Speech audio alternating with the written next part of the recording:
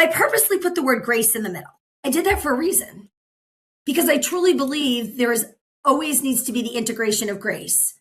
Because if you're too gritty and always just work, and grinding, and you're never celebrating, or vice versa, you're always celebrating and never putting in the hard work and wondering why you're not getting the results. Because at some point, we got to give ourselves grace on either side. And I truly believe grace is the connector between those two. But they have to be gritty. We have to give ourselves the grace and other people the grace that they need and deserve. But we got to be celebrating the small wins each day.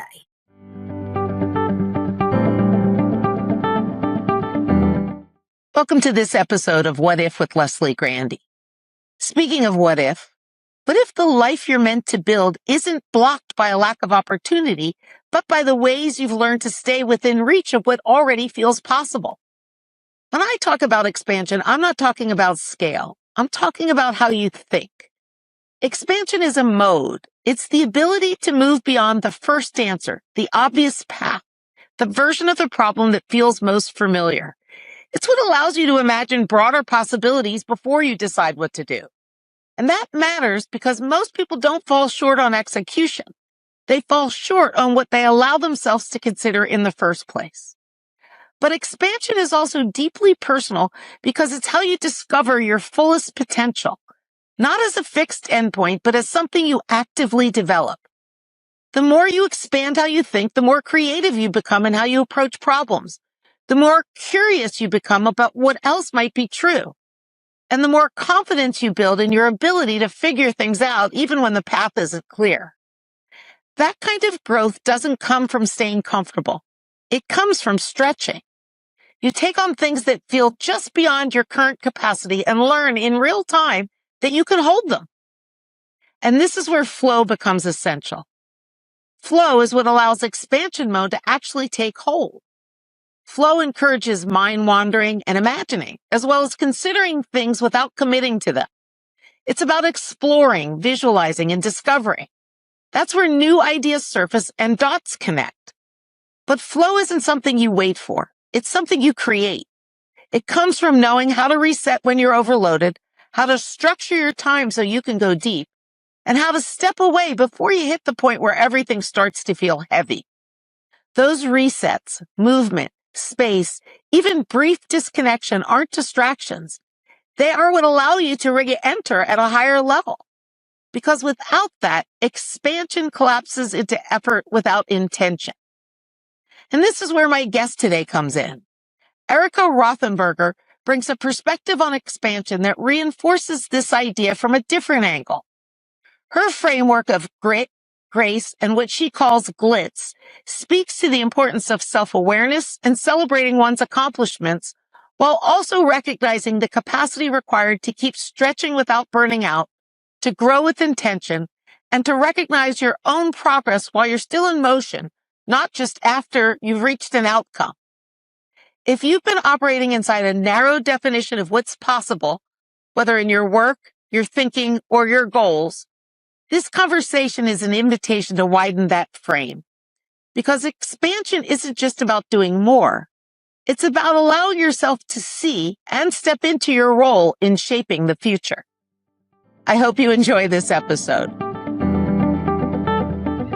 My guest today is Erika Rothenberg. Erika's career started in civil engineering, but her work has expanded well beyond that. She's a best-selling author, leadership coach, speaker, an advocate for what she calls audacious expansion, which also happens to be the title of her latest book. And her framework of grit, grace, and glitz challenges leaders to build resilience without losing themselves and to stretch beyond what last year's version of themselves could hold. I'm so excited to have you join me today, Erika. Welcome to the podcast. Oh, I'm so excited to be here, Leslie. Thank you for having me. Terrific. Well, I have to jump in on this one aspect because it's so fascinating to me. Grit, grace, and glitz. Two of those words I'm totally down for, and I expect them. The third one, glitz, is a little unexpected for me. So tell me how these three words work together to help us realize our full potential and why glitz is an essential component in your framework. Oh, I love this question. Well, first of all, I just got to go back to a story. I remember it was COVID time. Some people were learning the violin and other people were learning another language. And during that time, I really felt a piece of connection was gone from me, right? I couldn't be out networking. I couldn't be out seeing people. And I decided I was going to start this podcast. Really, it started as a little project. And I remember thinking of what would be the right title. And I came up with hundreds of them. And I settled on Grit, Grace, and Glitz because I truly believe that you need to have grit in your life to be able to go after your goals and your dreams and the things that we do. And let's face it, anything that you want bad enough is hard work, right? And on the other side of that spectrum is the glitz. To me, if you're not celebrating the wins every day, you're not celebrating the things that the sprinkles that you're putting into the universe. It's not the fancy cars that you drive. It's not the color of your boots. It's not what you're wearing. It's what you're actually producing every day. And I truly believe that every day we are given a handful of confetti and we can decide what we're going to do with it. Are we going to put it out into the universe? Are we going to hoard it and hold it in? So it's that glitz that you're celebrating every day, those good things, the gratitude, the mindfulness, the things that you're doing, the 1% every day that you're doing to push yourself closer to that goal. But I purposely put the word grace in the middle. I did that for a reason, because I truly believe there is always needs to be the integration of grace. Because if you're too gritty and always just work, and grinding, and you're never celebrating, or vice versa, you're always celebrating and never putting in the hard work and wondering why you're not getting the results. Because at some point we got to give ourselves grace on either side. And I truly believe grace is the connector between those two, but they have to be gritty. We have to give ourselves the grace and other people the grace that they need and deserve, but we got to be celebrating the small wins each day. The part about grace is really resonant with me because there have been seasons in my work life where it's been hard for me to give myself the grace, often because the environment I was in maybe didn't extend it. Maybe I had a manager who thought my personal needs were a liability, or it was in a heavy masculine setting where the bar for behavior was different than what I was comfortable with, perhaps. So when someone's faced with that challenge of really living in an environment that doesn't allow them to give themselves grace, how do you recommend people adapt or push back, or do you suggest they just need to leave? Well, leaving is always an option, right? And I'm never saying there's never the right time to leave, right? Whether it's a bad relationship or a toxic work environment that you're in, there's always those options. But I really believe that I don't want to say last resort, but make sure, because sometimes we leave and we realize the grass isn't always greener, right? Or sometimes we leave and we're actually not prepared for that leave yet. And other times we should leave because it really makes sense. But I truly believe giving yourself the grace, and many times it's using a 2-letter word, and that's NO. No with a period, starting to say no to the things that aren't serving you. So I have a framework called add weight, adding weight where you actually want to move the pendulum, where you want to make the change in your life. But saying no to the things that aren't serving you, the weight that's draining you, the things that are taking all of your energy out of you. And many times it's not that you can't do the thing that you really want to do. It's just you have too many other things that you're saying yes to that aren't serving you or aren't bringing you closer to the goal that you want to reach. And so many times I ask, I remember being a young mom at the time of a 1 and 3-year-old. And I remember sitting around with some women who were probably about 10 years older than me. And they asked me what I was doing that weekend. And I remember saying, well, I have to go home and make sure that I was away on a business trip, that the house gets cleaned on a Saturday. And they all looked at me and their mouths dropped open. They're like, wait, you work full time. You have a 1 and 3-year-old. Your husband works full time. You don't have someone that cleans your house? And and I was like, no, I was proud that I did that on my own. And Saturdays I was, washing windows and, cleaning tubs. And what I realized, Leslie, was they were saying this in any analogy in your life, what can you outsource? Does that serve you? Is that where you want to be spending that one day that you have with your family to be, spending 4 or 5 hours cleaning your home? And if you can outsource to the things that aren't serving you, outsource it. I also remember, I have a hashtag in my book called Don't Bake the Brownies. I realized that for my kids' bake sales that I didn't enjoy coming home and baking the brownies. And that there was another mom that was out there that had a bakery, that's how she was paying for her bills. And that's how she was fueling her dreams. don't bake the brownies if it's not serving you. And I want people to remember that whatever that is in your life right now, if it's draining you and weighing you down, find another way to do it. Trade for services. Some people will be like, well, I can't afford to have someone clean my house or bake the brownies. Well, find maybe some trades that you can do, or start to say no to things that just aren't serving. It's an interesting challenge for people to acknowledge something isn't serving you, especially if they feel it's a responsibility or something they're accountable for. So how do you advise someone to sort of identify when something's really servicing them and versus breaking them or potentially burning them out? And that obligation or that accountability is actually a liability. Yeah. And I say, just ask yourself the question, does this excite me?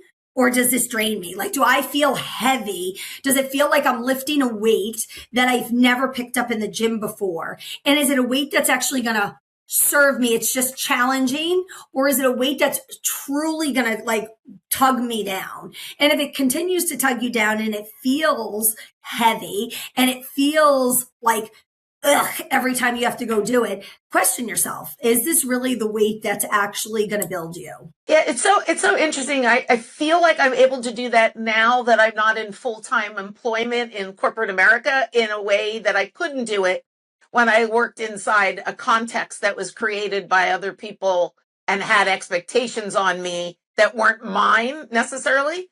And so I think the learning from letting go of all of that and moving away from full-time work has been that saying no is freeing and does in fact fuel the better sides of me. But it is really a hard thing especially if you're more junior in your career, where you're putting up with those things in order to advance.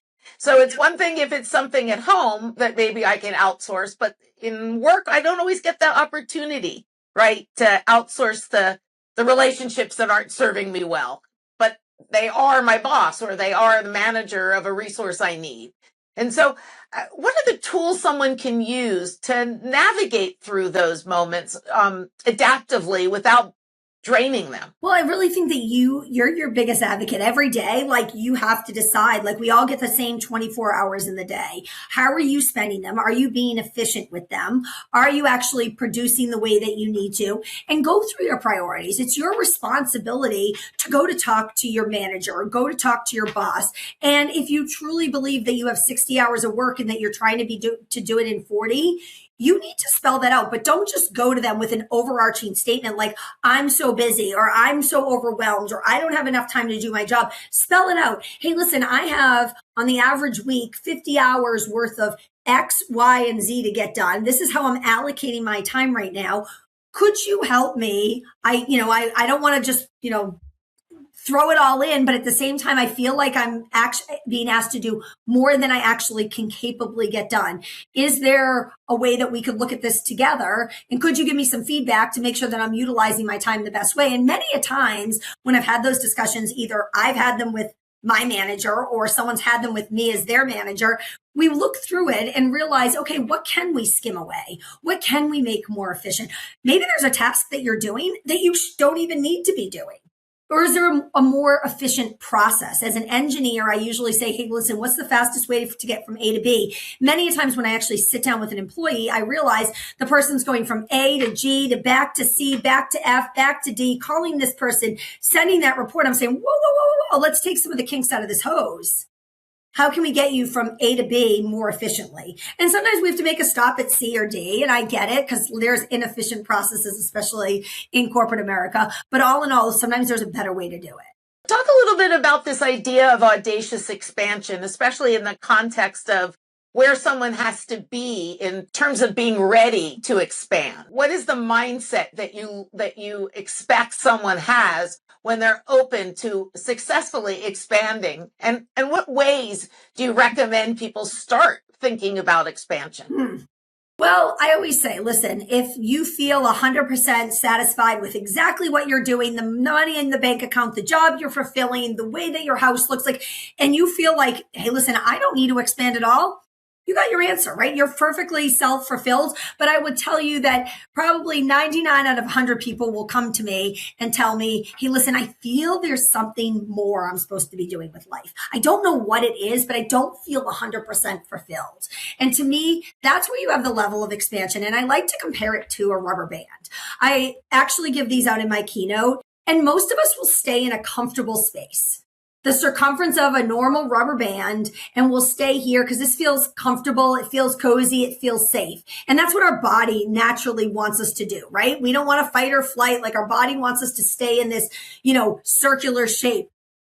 But let's face it, there's always room for expansion. There's always room for growth. And every time you're willing to stretch that rubber band a little bit more and willing to grow, you're creating the muscle of resiliency.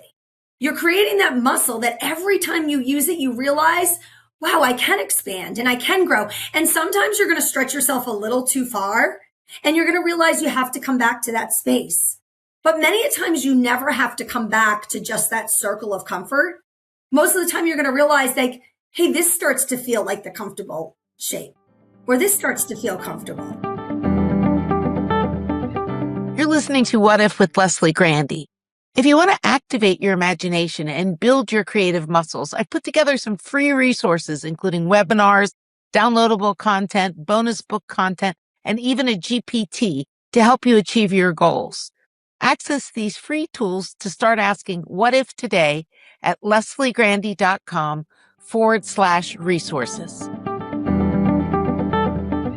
I think there's like you say, 99 out of 100 people believe there's room for expansion, but oftentimes it's a hurdle for people to get into a place where they can do that. What do you see most is that blocker? What do you think is the thing that when somebody sees the need but really has a hard time activating against it? I think it all comes down to the 4-letter F word, and that's fear. I think you are scared that it's not going to happen if I disclose it, if I say it. So in my keynotes and a lot of the coaching that I do with clients, I say, what is that one thing? Let's not pick 6 things. Let's not pick 7 things. Let's pick one thing. If time, money, fear of not being able to accomplish it, you could say, hey, I could finish or do in the next 365 days, the next 3 years. What would that thing be? And many times, like, people are like, what? All of a sudden they just start going because, right, there's no parameters. There's no like, hey, it's not going to happen when the kids are older, when there's more money in the bank account, when I have more time, because there's never going to be that perfect pinnacle. There's never going to be that perfect time in your life to go do that. But I will tell you that everyone I've asked the question to has something that he or she generally wants to do. Now, I think once someone feels like we have to put a time frame around it, that's when it starts to get scary. But I challenge everyone to actually, in one of my keynotes, to actually write what that thing is. What is that one thing that if there was no parameters, write it down. By just writing it down, you're 43% more likely to make it happen. And then I ask them to turn to the person to the right or left of them and tell that other person. Because guess what that does? That activates our dopamine hits because we start getting excited. And now we're 78% more likely to make it happen. We have done no work beside writing it and verbally saying it to someone. Yet we're 78% more likely to make it happen. Well, I like odds being an engineer. And what I tell people is I say, listen, you're 78% closer. You only have to get 22% more of the work in. Now we got to go take the action. And now let's work backwards of what we need to do to actually make that happen. That's fascinating. What role do curiosity and agency play in someone's ability to activate against their idea for expansion? How important is it for someone to have that sense of agency in order to realize that goal? Yeah, and I think we all need to be curious of what that is, what that actual goal is, because many a times I'll also have people come to me and they're like, well, I have this goal, but I don't know if it's the goal. And I'm like, yeah, but it's like anything. Like if you were to go start turning stones over, right? Do you know which one's going to have the treasure under it? No, but you got to start at least taking the action. And many times when you take that, when you're curious with that first thing, it might turn you in a different direction. It may make you go right instead of left or up instead of down. And that's all part of that curiosity and finding that agency to be able to move forward with those goals. But if you never start taking the action, you'll never know if that's the direction you're supposed to take. It's super interesting because, like you had said earlier, we talk about learning to say no. I think it's also hard for people to learn to say yes to something new. And that yes might not be obvious why you should give it in the moment, to your point. It could be the thing that comes after the yes that you've opened the door for. And that was a learning that came to me late in life. And so when to say no, but also when to say yes to really explore that potential expansion seems to be as hard for people. Yes and no. I think it just really depends on like how much self-development, how much work you've done on yourself. So I'm in a yes phase right now where I'm like, yes, I'll go to the podcast. Yes, I'll sign up for this. Yes, I'll speak on this stage. Yes, I'll write the book, right? But I also think it comes in different seasons. I think it depends on how much work you're really doing to part of my method is called bold. And the B of bold is believing in yourself. If you're not working on yourself every day, mentally, spiritually, emotionally, it's going to be hard to say yes to anything because you're going to want to stay, as we talked about the rubber band before, in that comfort state. This is where your body wants to stay naturally. But the more you say yes, the more I realize, oh, I already said yes to, of course I could do another podcast. Of course I could speak on another stage. Of course I could write the book, right? Like all of a sudden, I always say the more yeses you have, the easier it becomes to realize, oh man, if you look back in your life, think about all the things you did say yes to. And I actually challenge people in my book to open their phone, to go to their notes section, to make a list, and to call it the audacious badass list. And literally take 2 minutes and just let your mind flow. All of the things that you've already audaciously expanded on.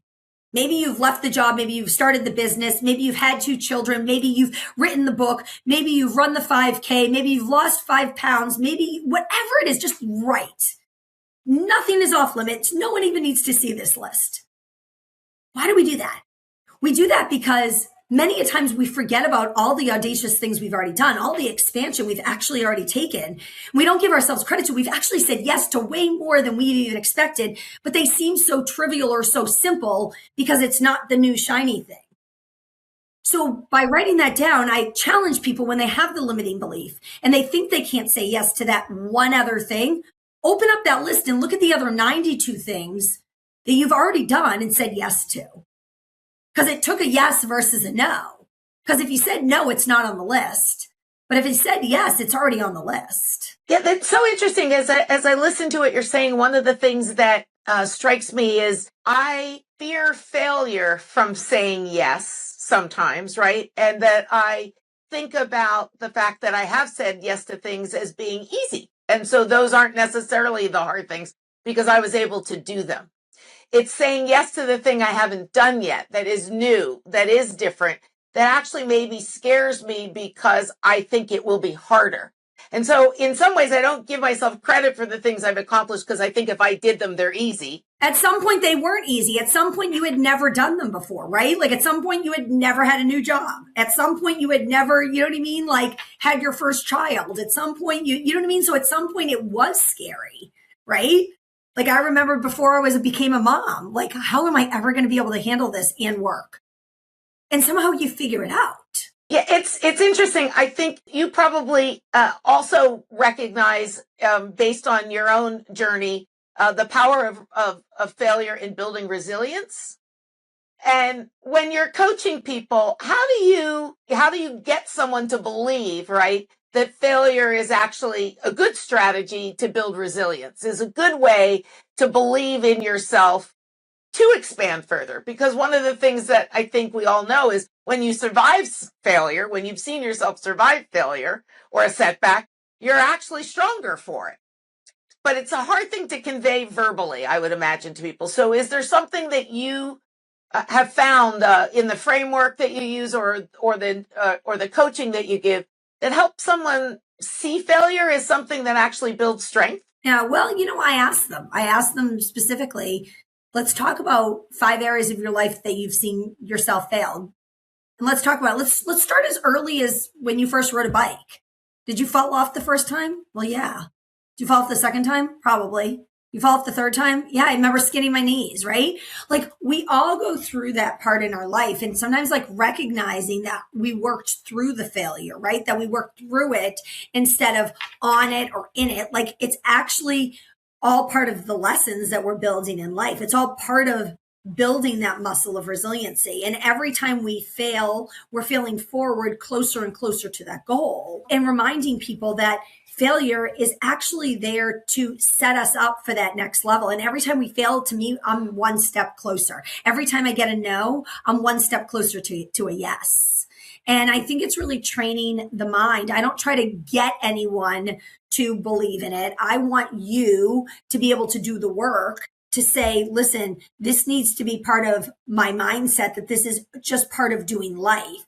But to me, I think so many people just try to go and attack the goal instead of actually working on themselves first. I think that bears a moment of pause and kind of repeating in another way, because I think self-awareness is really an essential component of agency, and agency is essential to taking accountability for your forward motion. So when you think about the people that you see successfully applying the principles, what does it look like? What does agency look like to those people?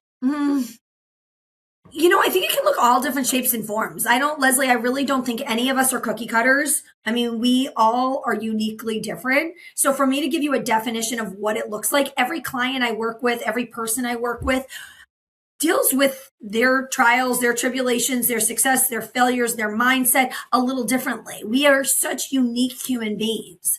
But what I want to remind everyone listening to this is you have a 1 in 400 trillion chance of being on this earth. Like you weren't put here to play small.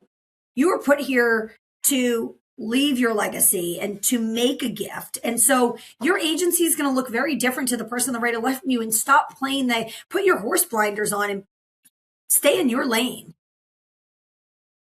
Yeah, I love that, because I do think one of the biggest mistakes I've made over my career is comparing myself to other people. And the idea that comparison somehow monitors or meters my success or failure. And I think that we all look at somebody else's journey and think, I could do that, or I should be able to do that, or I want that. And then when we struggle for whatever reason, we start to lose confidence in ourselves. So I love the idea, right, that it's yours to own and decide, and to get away from that comparative nature, right, of looking what other people are doing to your left or to your right. And I remember someone once saying that, like, when you see someone else who's doing something that you wish you could do, or further, quote unquote, in your mind further ahead, they were once in your shoes. They were once in your position. We just usually see the golden egg of their success, but we didn't see the 10 years prior to that, or the trials or the tribulations. And I think we need to be really honest with ourselves. And when you see someone else that you admire or emulate or want to be more like, for, not actually them, but maybe some of their traits or what their success they're getting, it's usually a reflection of yourself. It's usually saying, I know I can get there. And you see something in them that's already within you. You just haven't fully unlocked it yet. So it's a version of expansion to really figure out what that success takes. Yes. What that success takes for you to achieve it. And success leaves clues. So if you see someone that you're like, wow, I wish, I could be more like Leslie, right? What is Leslie doing? How is she starting her day? What is she eating? What is she reading? How is she orchestrating her podcast? Like, follow what she's doing. You don't want to be Leslie, because you weren't put on this earth to be Leslie. You were put to be you. But start following some of those behaviors. Like, there's speakers who are speaking on stages that I want to be on. Well, what are they doing that I'm not doing yet? It's not that I'm never going to get on that stage. It's, hey, listen, I have to perfect myself a little bit more. I have to fine tune. And the closer you get to success, the harder it gets. It's like kind of like losing those last 5 pounds. They're way harder than the first 25 pounds, right? It's like cleaning out your house, and, it's easy to move the couch and the rugs and the big pieces of furniture. It's then when you have to get to the junk drawer and clean out all the paper clips and the little stuff, right? It's the hardest part to make those fine tweaks. Right. And that's where that can be the game changer. And that's where so many people actually will give up. They'll throw the towel in, they'll stop doing it because it just feels like too much work. Yep. No, I love that. I completely agree.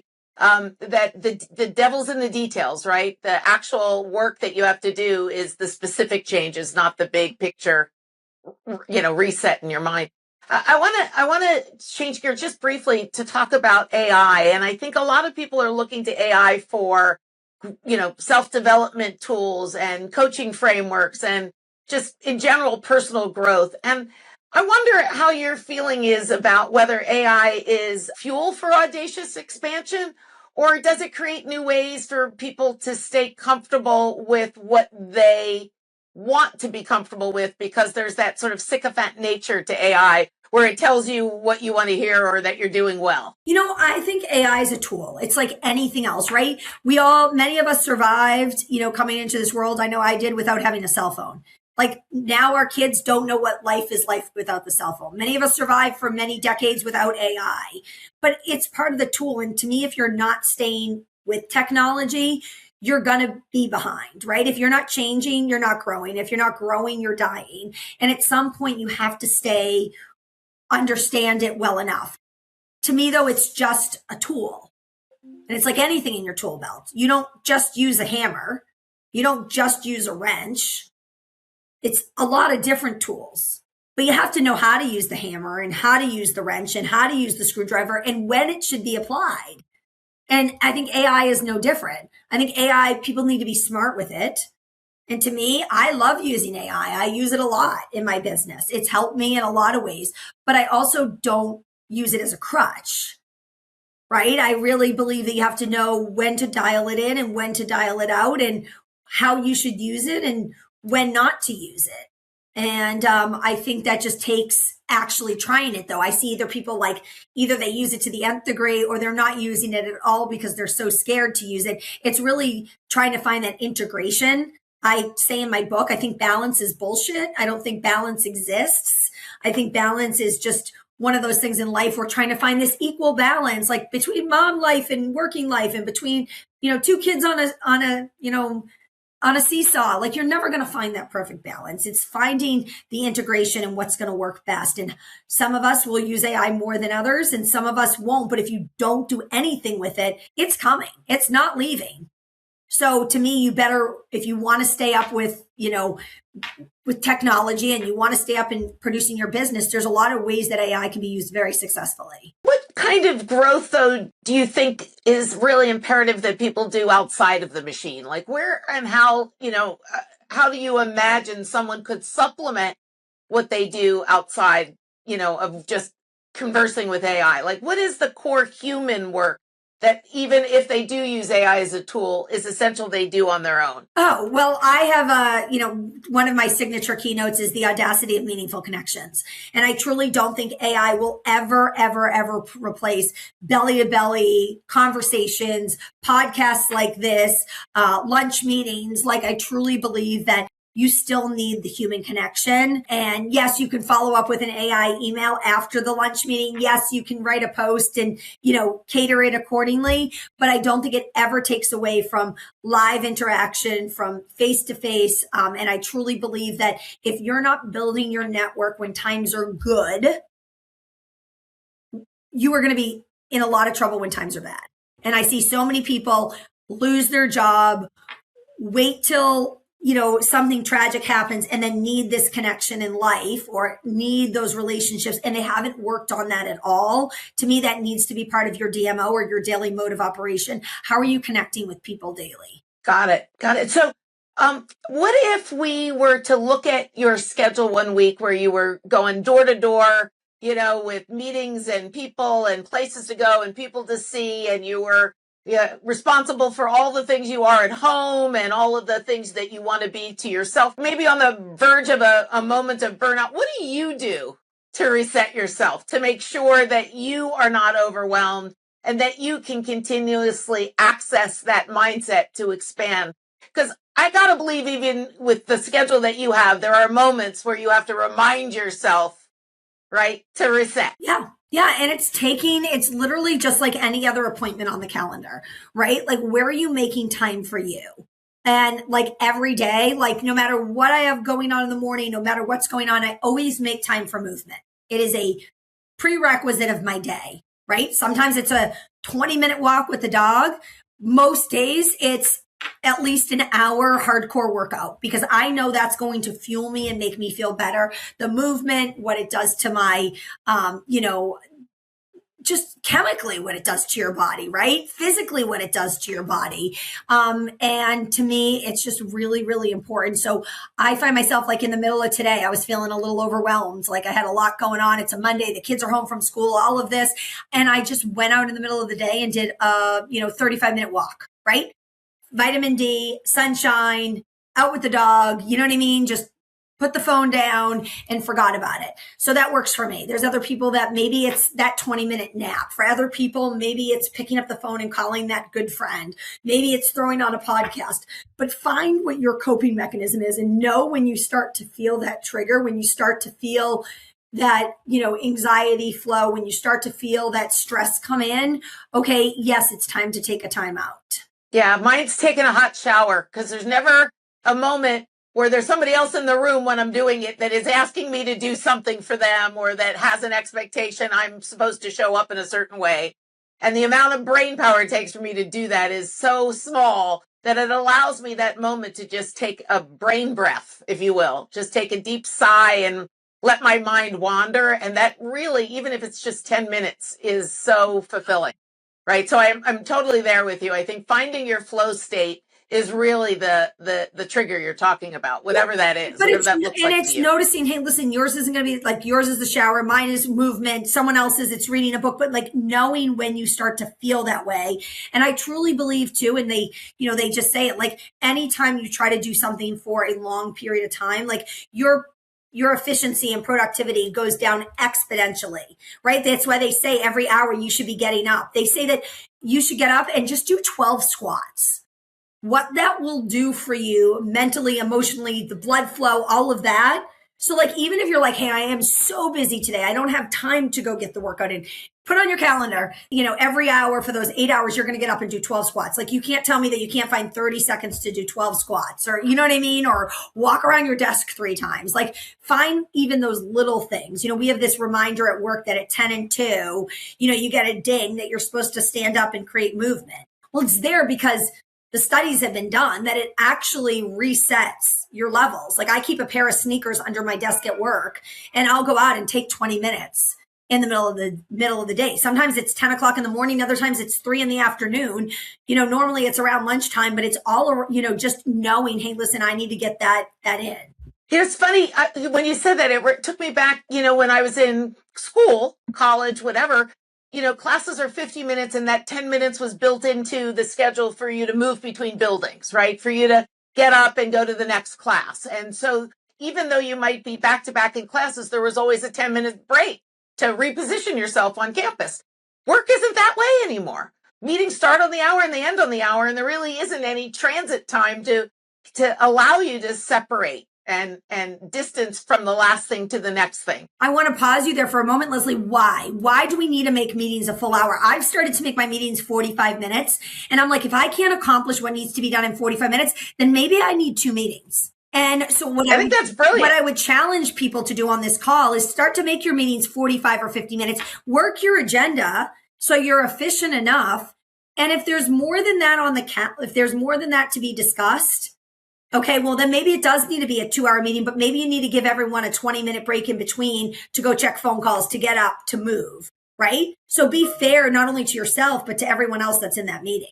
Yeah, I love this. There's so many helpful tips in this conversation. I really appreciate it, but I think people might want to dive a little deeper. What should they do if they want to learn more about audacious expansion or really the tips and tricks that you've mentioned here to advance their to their full potential? Well, one, I'd love for you to follow me on social media, LinkedIn, Instagram, Facebook. I'm on all 3 platforms. The other thing is I have my podcast, That Grit, Grace, and Glitz, where we talk a lot about this. I have some solo episodes, a lot of episodes where I'm recording with other people, just bringing you tangible items every single day. We're just about ready to celebrate our 200th episode on 4/14, which is super, super exciting. And then also my book just came out on February 22nd that I'm so proud of, Audacious Expansion. What I love about this book is, one, to me, there's just so much goodness that you can squeeze out of this if you're really ready to audaciously expand and to do the work. But at the end of every chapter, there's an audacity and action where it challenges the reader to actually go put it into play. Small little things like we talked about, right? Those 12 squats, picking up that phone call, like, you know what I mean? Saying no to baking the brownies, and really giving people tangible things that they can do, that you can decide on, hey, listen, I'm going to make this commitment.